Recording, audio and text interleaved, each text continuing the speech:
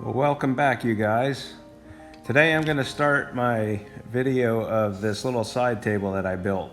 As you can see, I started with a stack of cutoffs that I had from another job, the Milton job actually.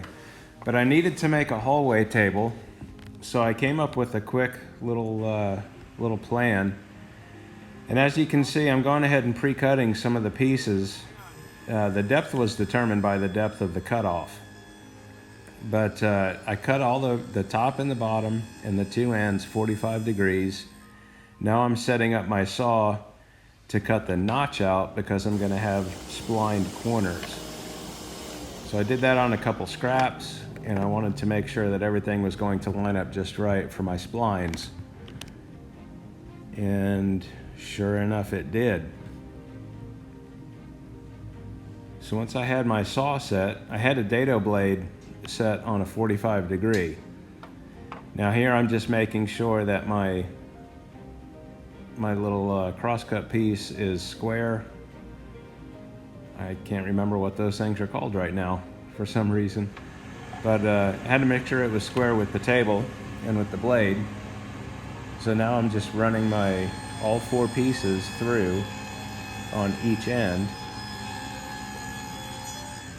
to create the slot for all of the splines.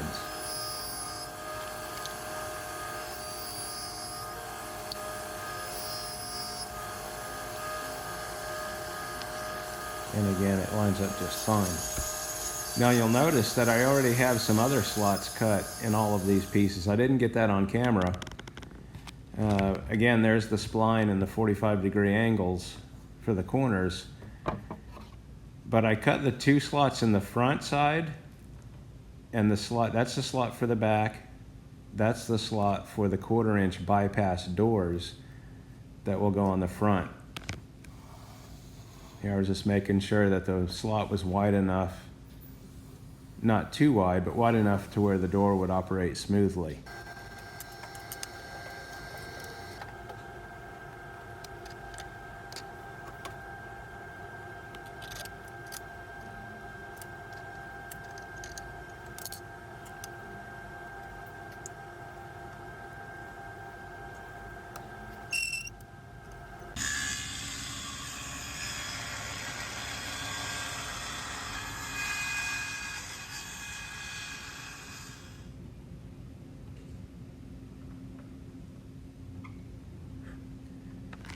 So now I'm cutting the piece for the splines, just using a piece of hard maple. Got a little push stick there. And now I'm going to just glue in and install those splines. And I was trying to build this whole thing without any nails or screws or anything. And I accomplished that, except for what you're going to see later when I put the little tiny face frame on it.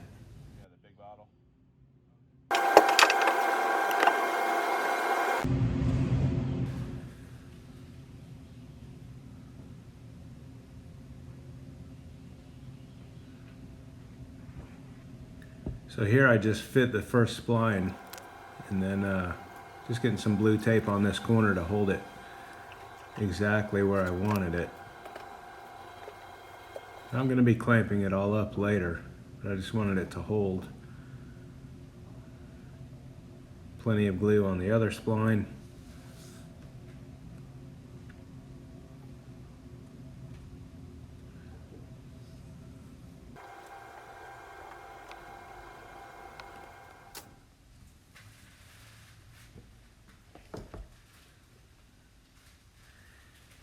Now, if you're eagle-eyed, coming up here in a minute, you're going to see a big mistake that I made. And the result was I had to take this case back apart. But if you notice right there, I've got the single slot on the front over the double slots for the door. So that piece is actually backwards that I'm putting in now, because I was talking to the guys and just not really paying attention. And thankfully the glue hadn't set up. So by now I'd already switched it around. I had seen what I had done and switched it around. But that was good reminder just to pay attention to what you're doing. So here I'm just making sure that it's all basically square. Then checking it diagonally for square.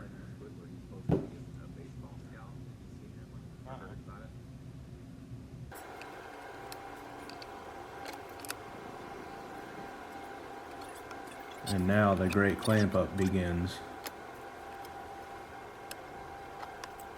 With these pieces on the 45, even though they have a spline, you couldn't tighten it down too much because it would pull the corners out.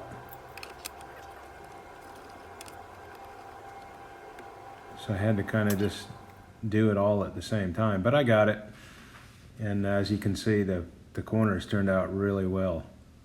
Here I had already pre-sanded it just to make sure it was exactly like I wanted it.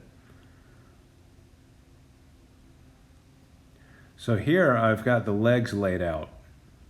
And you notice, of course, there's only 3. I ran out of wood, so I had to do the 4th leg later. And you're probably wondering why I'm not using an actual workbench with some holdfast and different things to do this. But I don't have one yet. That's on my list to build, is a proper workbench. But I got my little Japanese saw there, starting to cut these legs out. And I cut it just off my line, just proud of my line, and then I cleaned it up later. You'll see I cleaned it up later with my chisels. Now I'm going to cut out the bulk of the waist, because that leg there goes up the side of the cabinet. So I needed, that's a 1/2 inch thick up the full height of the side of the cabinet. And now I'm just cutting it out.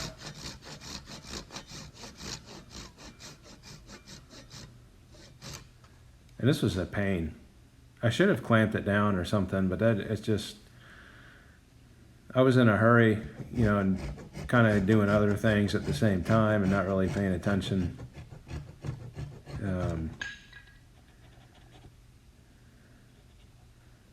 So what I was doing there, I saw a trick another guy did where he wet the part of the wood, the part of the piece that he needed to shave with his chisel. So I tried that, and I was just barely shaving it back to that line. That worked out really well. That's a good trick.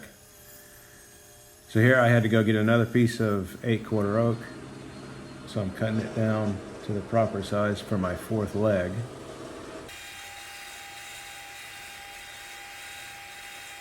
Run it through the planer real quick. Always have my coffee handy. Not a big Starbucks guy. All right, so I cut my blank for this last leg. I was 1 piece short. So I kept my initial leg, number 1, that I'm using as a template for all the others. The other 2, as you see, are already cut, already installed. So this last piece, got a nice straight piece, has a nice rift cut, finish cut to it. So now what I'm going to do is lay out the curve on this last section, on the last leg. So I'm just lining up this back side. I want to make sure it's nice and straight. I'm going to check just to make sure that I'm cutting, that I'm laying it out correctly.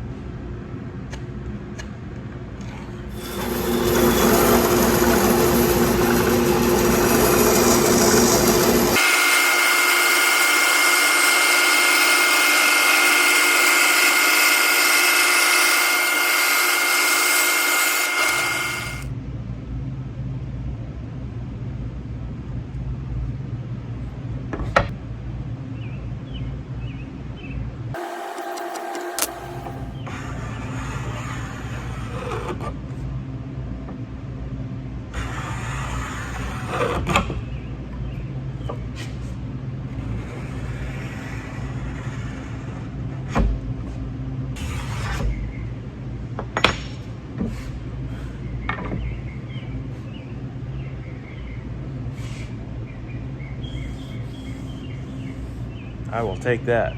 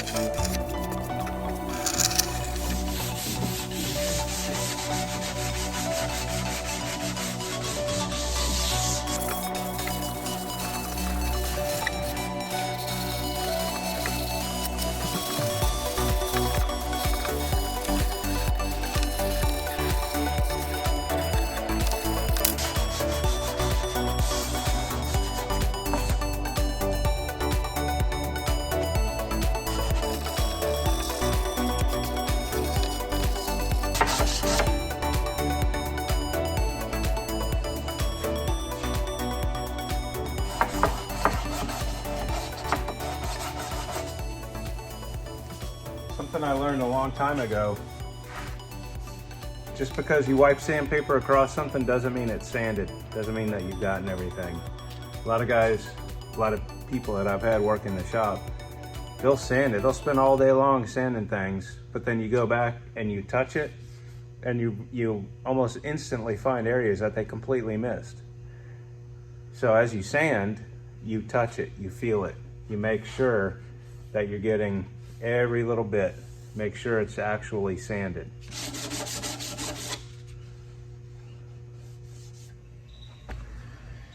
All right, so we're all sanded up, and the finish on this one, it's a sample I made, I don't know, several months ago for a lady, for the Kennesaw job. But I'm gonna use this color right here.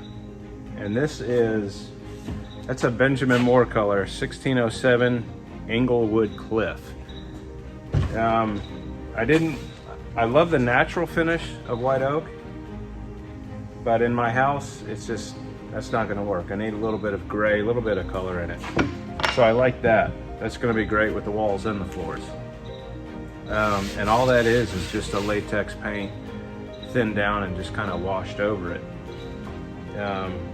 But everything's sanded up.